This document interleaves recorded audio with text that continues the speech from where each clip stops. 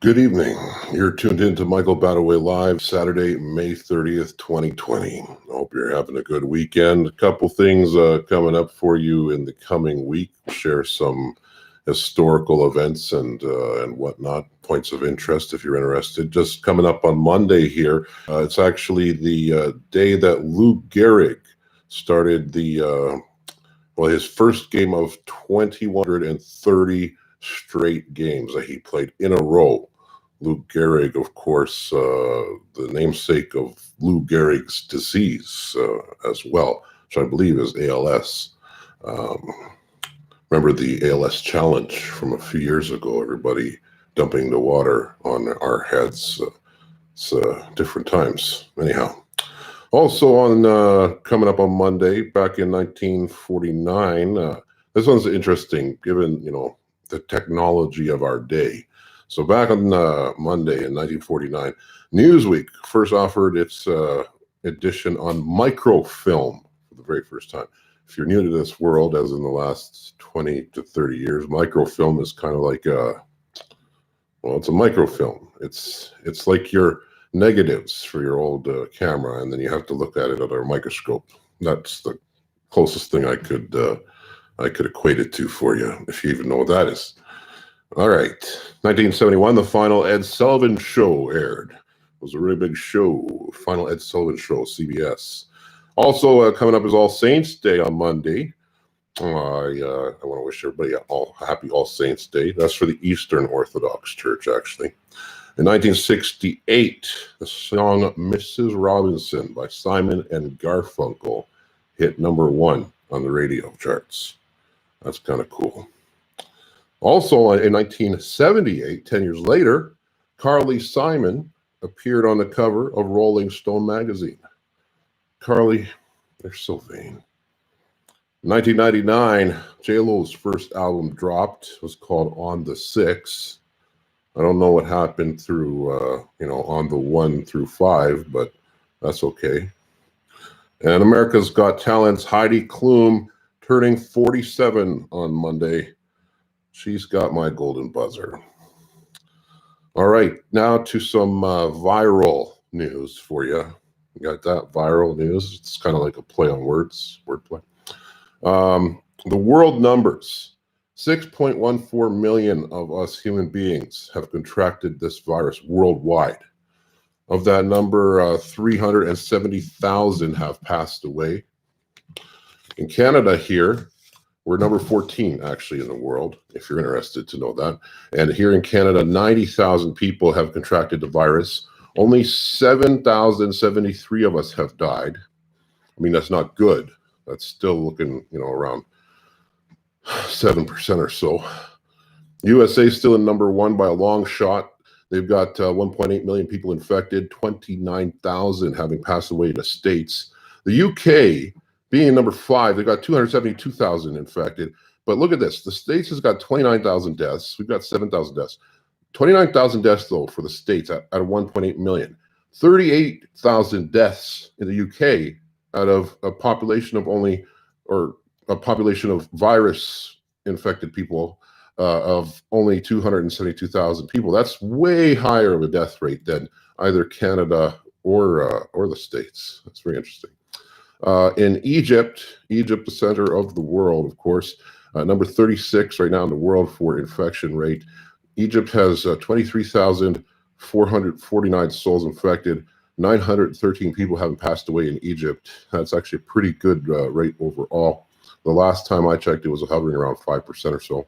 Australia, 63 in the world. Australia was 7,192 people infected, only 103 deaths. For the longest time, under 100 deaths, Australia was doing great. Still are doing great, of course, but that number was inevitable to creep up just a little bit.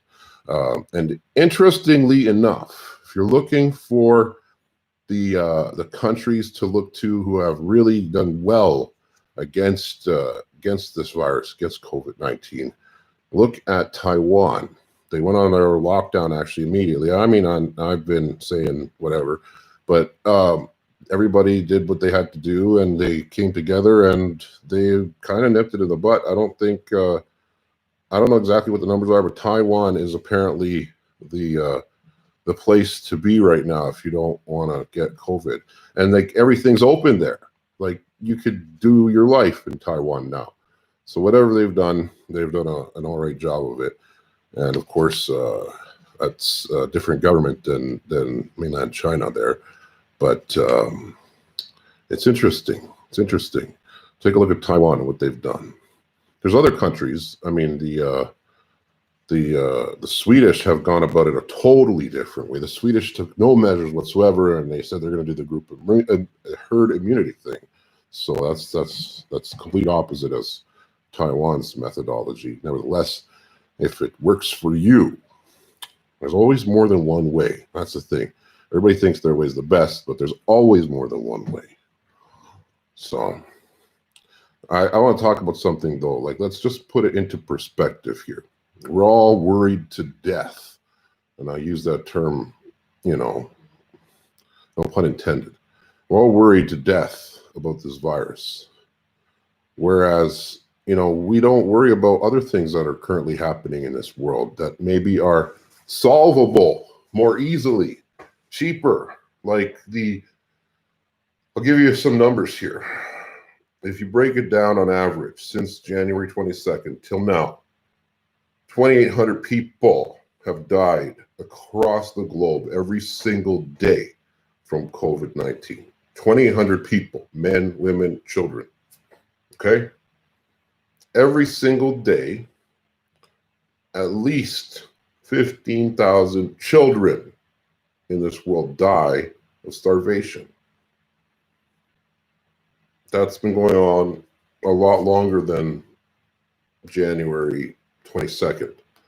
So why don't we feed these kids? We'll save a lot more lives than if we, deal with this virus in a vaccine trial that you and I are going to be the test subjects of. It'll be cheaper. We know how to do it. We can open a bunch of food banks. Can't even feed people. Yet we're going to, do this ridiculous. I don't think it's ridiculous to get vaccinated. I'm vaccinated against all the major things. Having said that, all the vaccines that, most of us have taken are tried, tested, and true. Pun intended. I lifted that off that commercial. I don't even know what commercial that's from, but tried, tested, and true. That's the way to go. You can't have a tried, tested, and true vaccine in a few months. It's impossible. You want to see people years later and what's happened to them. Are they infertile? Are they, dead? Are they disabled? What's going on here? I don't want to be necessarily part of some trial. And I'd be a lot sooner to roll up my sleeve for a vaccine if it's not mandatory, that's for sure. The instant you tell somebody they have to do something, then they don't want to do it. So those are my thoughts. Tell me what you think. Why don't we feed the kids instead of worrying about this so much? It's going to do what it's going to do. People will die, yes.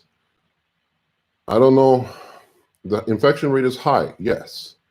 But in terms of how many people across the world it's affecting and how many people it's actually killing, it's very few.